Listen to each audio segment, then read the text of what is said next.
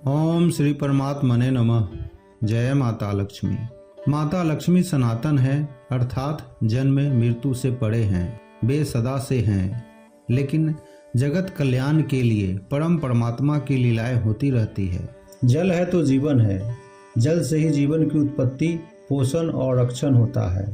इस अर्थ में लक्ष्मी जीवन की देवी है।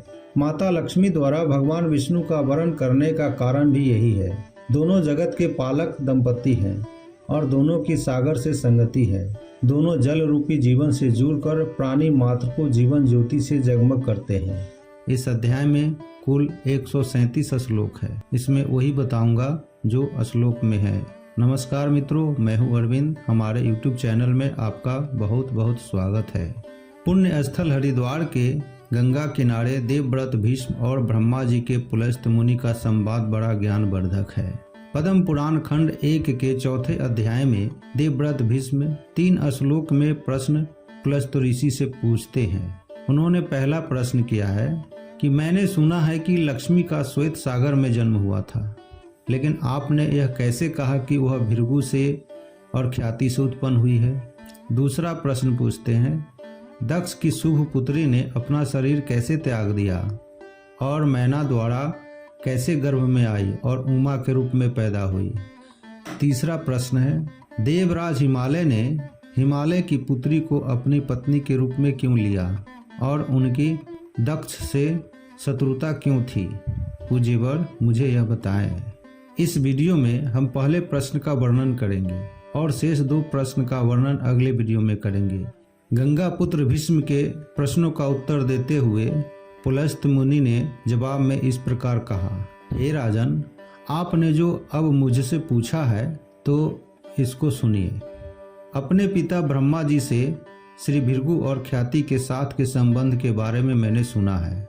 महान ऋषि अत्रि के पुत्र दुर्वासा ऋषि ने इस पृथ्वी पर घूमते हुए एक विद्याधारी युवती के हाथ में एक सुगंधित शुभ माला देखी। उसने उससे सुगंधित माला के लिए यह कहते हुए आग्रह किया कि यह माला मुझे दे दो, मैं इसे अपने उलझे हुए बालों के समूह में रखूंगा। इस प्रकार विद्याधारी ने उससे पूछा। फिर हे राजन, उसने प्रसन्न होकर वह माला ऋषि को दे दी। उसे लेकर उसने बहुत देर तक अपने सिर पर बांधे रखा और ब्राह्मण ने पागल भूत की तरह देखते हुए कहा, मैंने पुष्ट ऊंचे स्तनों वाली और शानदार आभूषणों के कारण आकर्षण वाली विद्याधारी युवती को देखा। इससे आज मेरा मन व्याकुल हो रहा है। मैं रति क्रिया में कुशल नहीं हूँ, अतः मैं अपना सौभाग्य प्रदर्शित करके कहीं और चला जाऊंगा। हे राजन, इतना कहकर वह अत्रिपुत्र दुर्वासा ऋषि पृथ्वी पर भ्रमण करने लगे। उन्होंने अपने सिर से उस माला को, जिसके ऊपर मंडराती हुई मधुमक्खियां थी, उतार कर देवताओं के राजा, तीनों लोकों के राजा, सची के पति ऐरावत पर चढ़े हुए तेजस्वी इंद्र पर फेंक दिया। देवताओं के राजा इंद्र ने उस माला को उठाकर हाथी के मस्तक पर रख दी। वहां वह कैलाश पर गंगा के समान चमक रही थी। हाथी ने नशे से अंधी आंखों से माला की सुगंध सूंघने के लिए उसे अपनी सूंड में पकड़ लिया और उसे पृथ्वी पर पटक दिया। तब ऋषियों में श्रेष्ठ दुर्वासा क्रोधित हो गए और हे राजा, क्रोध होकर देवताओं के राजा से कहा, हे इंद्र, वैभव के नशे के कारण आपका मन दुष्ट हो गया है। आप बहुत कठोर और निर्दयी हैं, क्योंकि मैंने जो आपको माला दिया उससे आप प्रसन्न नहीं हैं और मेरे द्वारा दी गई संपत्ति का आपने अपमान किया है। चूंकि आपने मेरी दी हुई माला पृथ्वी पर फेंक दी, अतः हे मूर्ख इंद्र, संसार की समृद्धि नष्ट हो जाएगी। आपकी ये तीनों लोकों के धन संपदा सहित नष्ट हो जाएगी। हे देवताओं के स्वामी, आपने मुझे अपमानित किया है, जिससे क्रोधित होने पर जंगम और अचल सभी डर जाते हैं। इंद्र ने शीघ्रता से हाथी के शरीर से उतरकर पाप रहित ऋषि दुर्वासा को प्रसन्न किया। इंद्र की साष्टांग प्रणाम से प्रसन्न होकर ब्राह्मण यह कहते हुए चला गया, मैं तुम्हें क्षमा नहीं करूंगा। देवताओं के स्वामी भी उस हाथी पर सवार होकर अमरावती को चले गए। तब से इंद्र सहित ये तीनों लोग समृद्धि से शून्य हो गए। बलिदान नहीं किए गए, तपस्वियों ने तपस्या नहीं की और उपहार नहीं दिए गए, संसार लगभग नष्ट हो गया। जब इस प्रकार तीनों लोग समृद्धि से रहित हो गए और ऊर्जा से वंचित हो गए, तो दीति के पुत्र दैत्य और दनु के पुत्र दानव ने देवताओं के खिलाफ सैन्य अभियान शुरू कर दिया। दैत्यों ने देवताओं को हराया और अग्नि के नेतृत्व में इंद्र और अन्य लोगों ने प्रसिद्ध ब्रह्मा की शरण ली। देवताओं द्वारा ठीक से सूचित किए जाने पर ब्रह्मा जी ने भी उनसे बात की। उनके साथ वह श्वेत सागर के उत्तरी तट पर गए। वहां जाकर पूज्य ब्रह्मा जी ने भगवान वासुदेव से कहा, आप जल्दी उठो और जो कुछ भी देवताओं के लिए अच्छा हो वह कीजिए। आपके बिना देवता बार बार दानवों से परास्त होंगे। कमल के समान नेत्रों वाले परम पुरुष विष्णु ने इस प्रकार संबोधित करते हुए देवताओं की ओर देखते हुए अभूतपूर्व मुद्रा में कहा, हे देवताओं, मैं तुम्हें शक्ति से पोषित करूंगा। मैं तुम्हें बताऊंगा कि तुम्हें क्या करना चाहिए। सभी जड़ी बूटियों को लाओ और उन्हें क्षीर सागर में डाल दो और बासुकी को मंथन की छड़ी की डोरी बनाओ। हे देवताओं, मेरी मदद से दैत्यों के साथ समुद्र से अमृत को बाहर निकालो। समुद्र मंथन के उस कार्य के बारे में दैत्यों से प्रसन्न होकर बात करते हुए उन्होंने कहा, यहाँ तुम फल को समान रूप से बांटोगे। उन्होंने देवताओं से कहा, हे देवताओं, समुद्र मंथन से जो अमृत निकलेगा उसे पीकर आप बलवान हो जाएंगे। हे देवताओं, मैं ऐसा कार्य करूंगा, देवताओं के शत्रुओं को अमृत नहीं मिलेगा बल्कि उन्हें उल्टा कष्ट ही होगा। देवताओं के स्वामी द्वारा इस प्रकार संबोधित किए गए वे सभी देवता असुरों के साथ एक संघ में प्रवेश करके अमृत पाने के लिए प्रयासरत थे।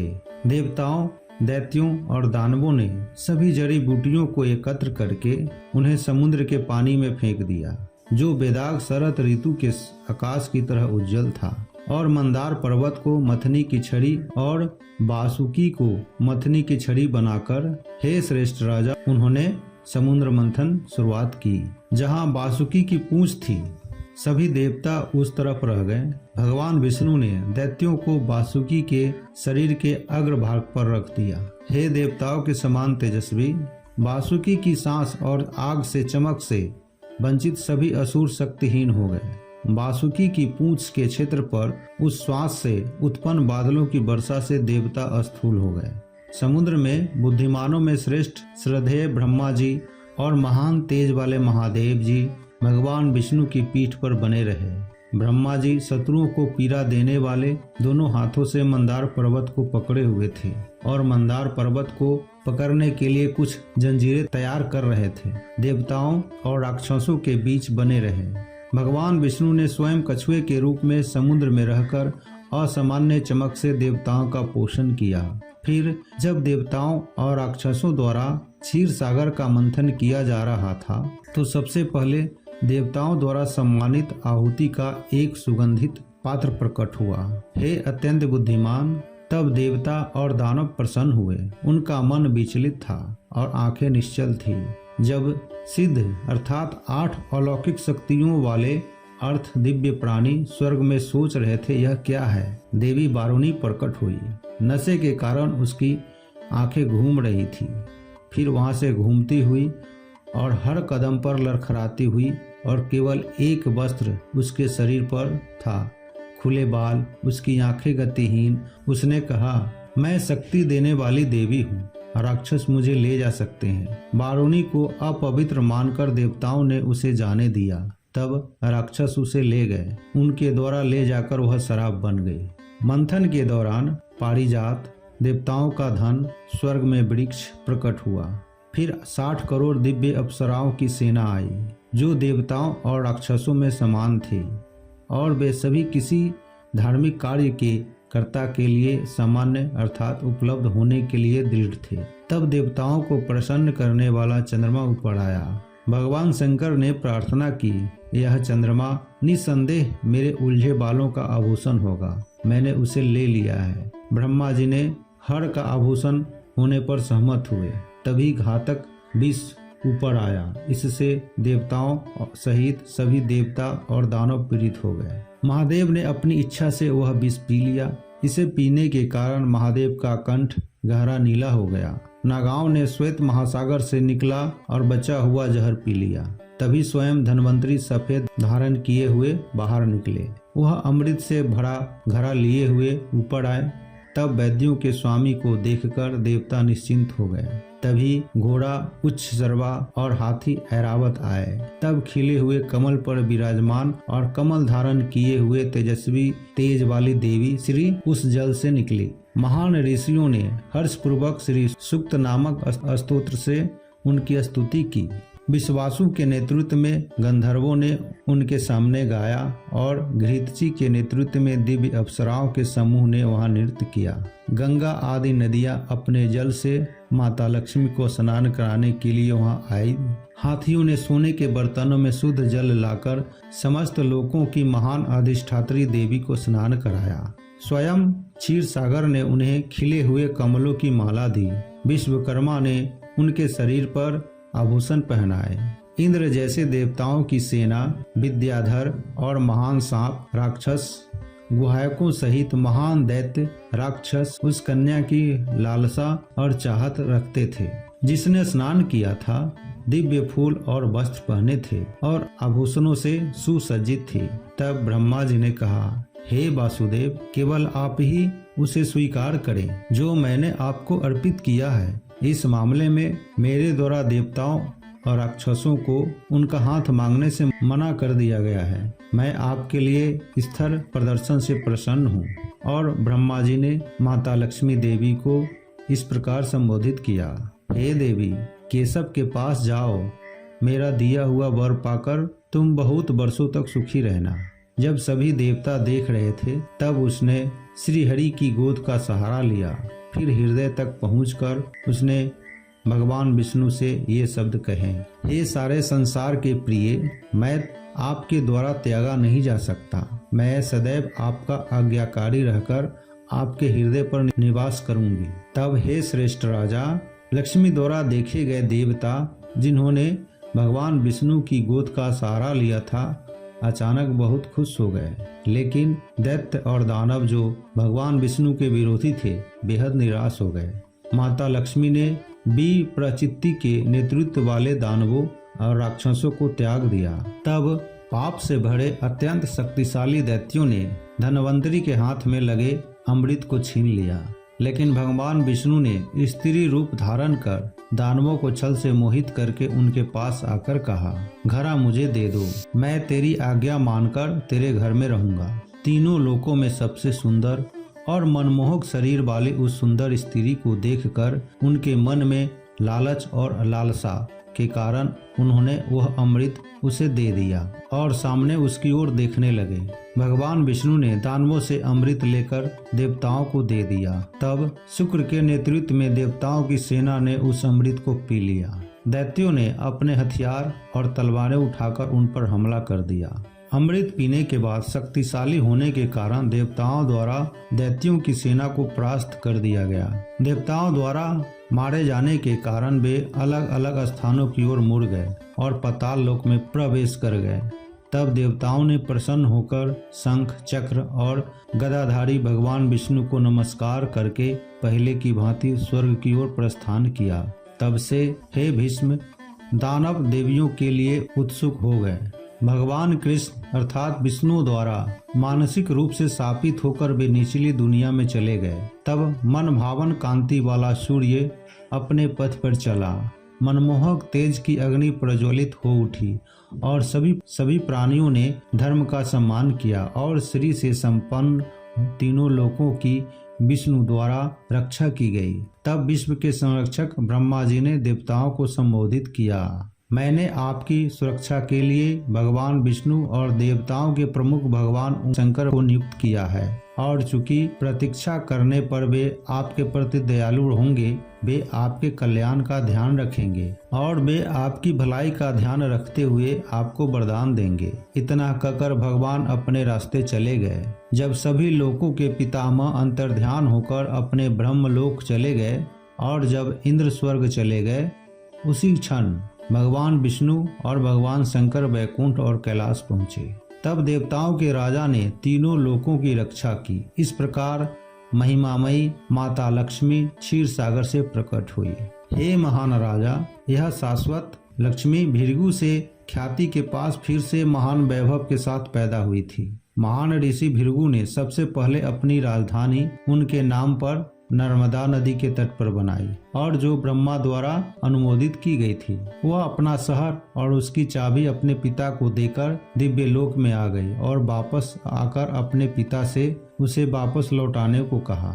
जब भृगु को दिया हुआ नगर मांगने पर भी लोभ से उसे वापस नहीं मिला, तब उसने विष्णु जी से कहा, मुझे मेरे पिता ने अपमानित किया है, उन्होंने मेरा शहर ले लिया है, उनसे यह छीनकर मुझे दे दो। कमल के समान नेत्रों वाले चक्र और गदा धारण करने वाले भगवान भृगु के पास जाकर उनसे विनय पूर्वक बोले, नगर अपनी बेटी को दे दो, दयालु बनो, शहर की चाबी और ताला दोनों उसे दे दो। क्रोधित होकर भृगु ने उनसे कहा, मैं उसे शहर नहीं दूंगा। हे भगवान, यह लक्ष्मी का शहर नहीं है, इसे मैंने खुद ही गढ़ा है, मैं नहीं दूंगा, मेरी निंदा करना बंद करो। फिर प्रभु ने उनसे कहा, नगर को लक्ष्मी को दे दो हर तरह से। हे महान ऋषि, मेरे आदेश से आपको इसे छोड़ना होगा। तब क्रोध से आवेशित होकर भृगु ने भी केशव से कहा, हे प्रभु, तुम अपनी पत्नी के प्रति पक्षपात के कारण मुझे परेशान कर रहे हो। हे मधुसूदन, आपके मानव संसार में 10 जन्म होंगे, आपको अपनी पत्नी से वियोग में अनेक कष्ट सहने पड़ेंगे। भृगु ने अत्यंत क्रोधित होकर उन्हें इस प्रकार शाप दे दिया।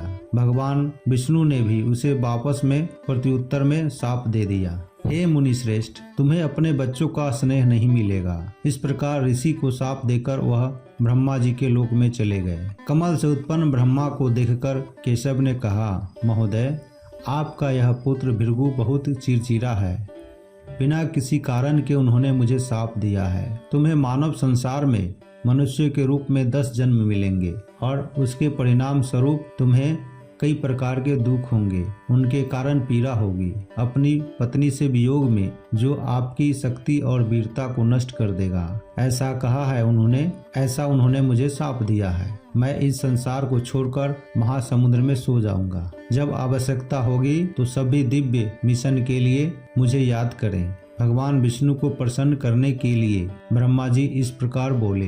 देवताओं की दुनिया के स्वामी ब्रह्मा जी ने उनकी स्तुति की। आपने इस दुनिया का निर्माण किया और आपकी नाभि से कमल निकला। हे केशव, मैं वही पैदा हुआ हूँ और आपका सेवक हूँ। हे प्रभु, आप सभी लोकों के रक्षक और ब्रह्मांड के निर्माता हैं। आपको तीनों लोक नहीं छोड़ना चाहिए, बस यही मेरी इच्छा है। विश्व के कल्याण की इच्छा से आप मनुष्यों के बीच 10 अस्तित्वों तक रहते हैं। आप स्वतंत्र लेखक हैं, आप स्वतंत्र कर्ता धर्ता हैं। कोई भी आपको श्राप देने में सक्षम नहीं है। यह भृगु कौन है, उसके लिए श्राप देना कैसे संभव है। आप सदैव ब्राह्मणों का आदर करने वाले हैं। ब्राह्मण आपका अपना शरीर है। आप हल्की नींद का सहारा लें, अर्थात एक युग के अंत में भगवान विष्णु को नींद। हे भगवान, इस श्वेत महासागर में किसी कार्य के निष्पादन के समय मैं आपको जगा दूंगा।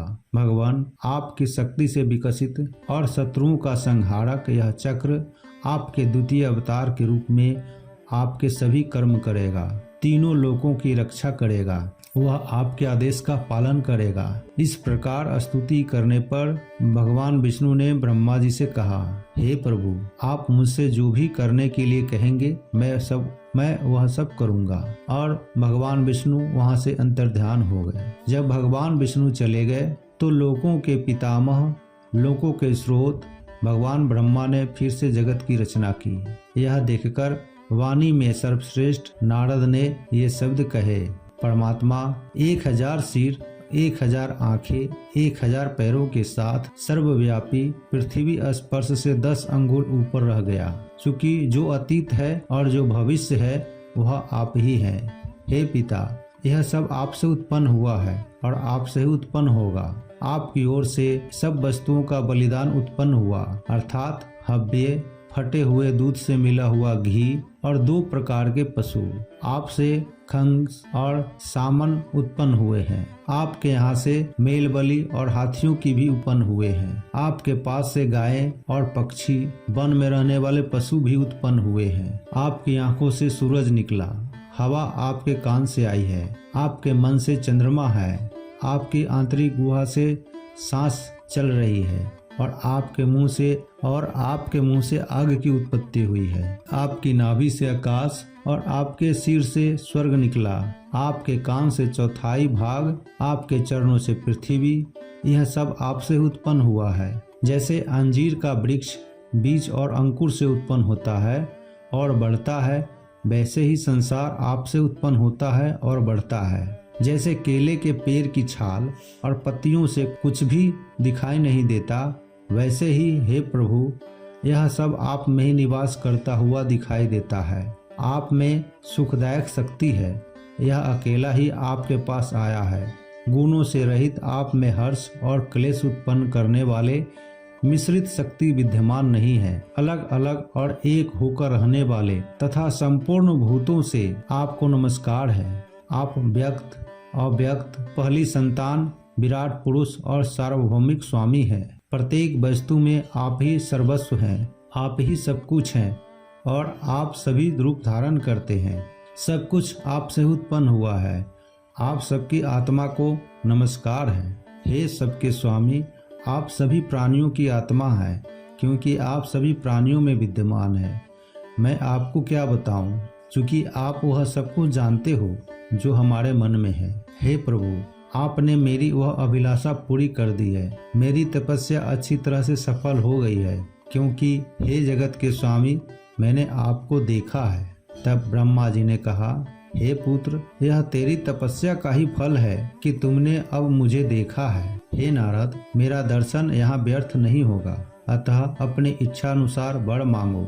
हे पुत्र, मेरे दर्शन होते ही सब कुछ सिद्ध हो जाता है। तब नारद जी ने कहा, हे श्रीमान, हे प्रभु, हे परमपिता, हे सभी प्राणियों के स्वामी, आप सभी के हृदय में रहते हैं। क्या जो मैं मानसिक रूप से चाहता हूँ वह आपको ज्ञात नहीं है? हे प्रभु, मैंने आपके द्वारा संसार की रचना देखी है, अतः देवताओं का दर्शन करना, ऋषियों और दानवों, मुझमें जिज्ञासा उत्पन्न हो गई है। पुलस्त ऋषि ने कहा, नारद के पिता स्वर्ग के स्वामी भगवान ब्रह्मा प्रसन्न हुए और नारद को वरदान दिया, आप ऋषियों में सर्वश्रेष्ठ हैं। मेरी कृपा के कारण तुम्हें हंसी मजाक करने और कलह बढ़ाने में रुचि होगी और तुम स्वर्ग, पृथ्वी और पाताल में स्वतंत्र रूप से विचरण करोगे। हे निष्पाप, तेरे आभूषण जनेऊ समेत पीठ पर डाला हुआ और घुटनों तक लटका हुआ कपड़ा, एक छोटा छाता और एक सारंगी होंगे। भगवान विष्णु, रुद्र और शक्र की उपस्थिति में तथा राजाओं के क्षेत्र में तुम्हें सदैव स्नेह प्राप्त होगा। तुम धर्म के उपदेशक होंगे। यह वह वरदान है जो मैंने तुम्हें दिया है। हे निष्पाप, अपनी इच्छा अनुसार स्वर्ग में रहो, देवता तुम्हारी प्रतीक्षा कर रहे हैं। जय श्री कृष्णा, जय श्री कृष्णा।